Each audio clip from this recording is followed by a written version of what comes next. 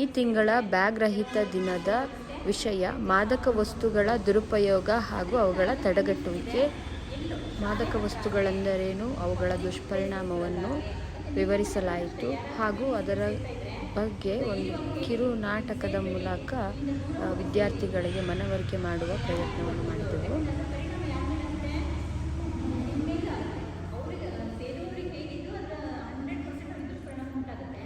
ತನ್ನ ಗೆಳೆಯ ಬೇಡ ಅಂದರೂ ಒಬ್ಬ ಇಲ್ಲಿ ಡ್ರಗ್ಸ್ನ ತಗೋತಾ ಇದ್ದಾನೆ.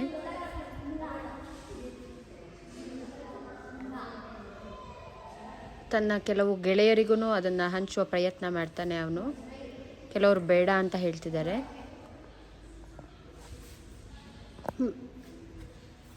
ಕುತ್ಕೊಂಡು ತಗೋ.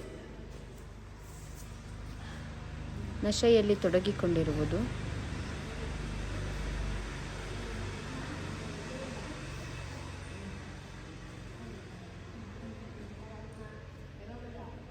ಜೋರಾಗಿ ಲೌಡರ್.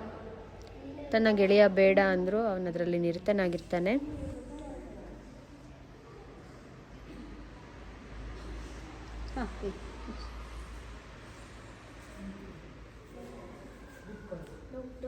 ಜೋರಾಗಿ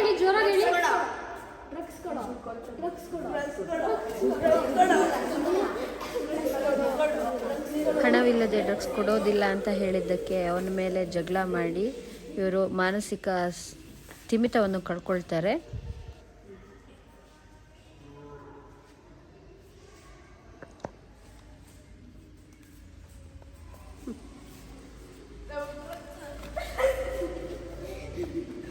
ಸೊ ಅವರಿಗೆ ಡ್ರಗ್ಸ್ ಸಿಕ್ಕಿಲ್ಲ, ಅವರಿಬ್ರು ಅದಕ್ಕೆ ಒದ್ದಾಡ್ತಿದ್ದಾರೆ ಡ್ರಗ್ಸ್ ಬೇಕು ಅಂತ ಹೇಳ್ಬಿಟ್ಟು.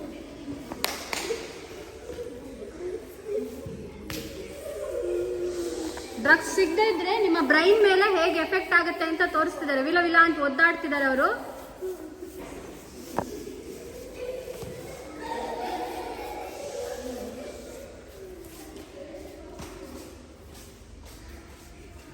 ಹಾಸ್ಪಿಟಲ್ಸ್ಗೆ ಕರ್ಕೊಂಡೋಗಿ, ಅವರನ್ನು ಹಾಸ್ಪಿಟಲ್ಗೆ ಅಡ್ಮಿಟ್ ಮಾಡಕ್ಕೆ ಕರ್ಕೊಂಡೋಗಿ.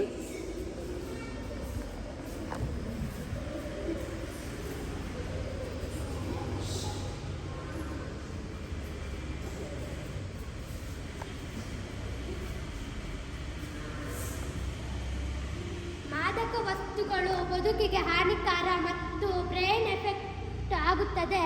ಅದಕ್ಕೆ ಯಾರು ಮಾದಕ ವಸ್ತುಗಳನ್ನು ಯೂಸ್ ಮಾಡಬೇಡಿ ಎಂದು ಹೇಳ್ತೇವೆ. ಬರ್ತವೆ ಆಯ್ತಾ. ಈ ಥರ ಎಲ್ಲ ಕಾಯಿಲೆ ಮುಂದೆ ಈಗ ಕಾಲದ ಚಿಕಿತ್ಸೆ ಇರುತ್ತೆ.